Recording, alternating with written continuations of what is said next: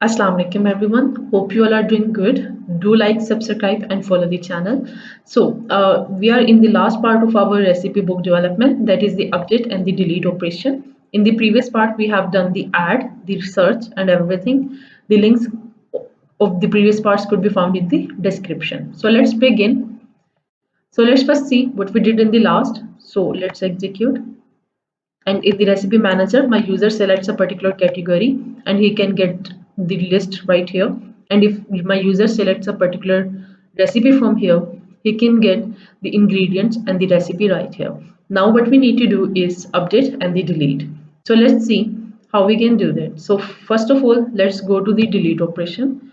So go to the its event handler, mouse clicked, cut this code from here, go to the end and place it right here. So now we need to code this. So upon deletion, the particular recipe should get deleted. So what I'm going to do, I'm going to say rcp dot delete recipe function. Of course, the function is not there, so we need to code it. So I'm going to say create method. The method is right here. The first thing that we need to do is set the title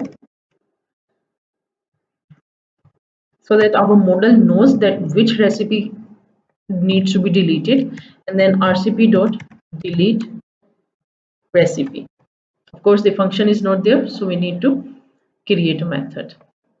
Now in create method, the only thing that we need to do is write a query and then execute. So I have a one query for the deletion right here. So it's a simple database query that will delete a particular record where the title is equals to this particular title. And then I just need to do db dot execute and I will pass this particular query and the record will be deleted. Okay, so the deletion code is done, but before checking it, we need to do one thing. So upon deletion, we need to populate the table again because now the data has been changed. So I will simply copy this particular line, which is populating my table, and I will paste it right here.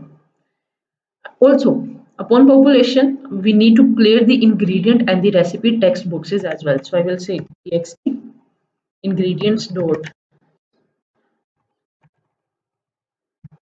set text to empty, and similarly txt recipe dot set text to empty as well. Now let's see. Now I'm in recipe manager. Is Chinese. Let's delete the recipe 23. So I say delete recipe and the recipe has been deleted here as well. In the database we have currently I have recipe 23 right here, but if I refresh this particular, the recipe 23 has been deleted. So the deletion works perfectly. Now we need to do the update. So go to our design and add an event handler, mouse clicked on update, cut it from here and paste it at the end. Now for the update, I just need to communicate the ingredients and the recipe to my controller class. So I will say rcp dot set ingredients to whatever my txt ingredients contains, and similarly rcp dot set recipe txt recipe dot get particular text, and then I will say rcp dot update recipe. Of course the function is not there, so we need to code this particular function. So I will say create this method. Now we need to communicate these two ingredients and the recipe to our model. We are in update recipe. Now we need to communicate this data back to the model. So I will say rcp dot set title is this dot title, rcp dot set ingredient this dot ingredients, and rcp dot set recipe to this dot recipe, and then call the function rcp dot update recipe. Of course the function is not there, so we need to code it. So I will say create. So the method has been created. Now we just need an update query, and I happen to have that query right here.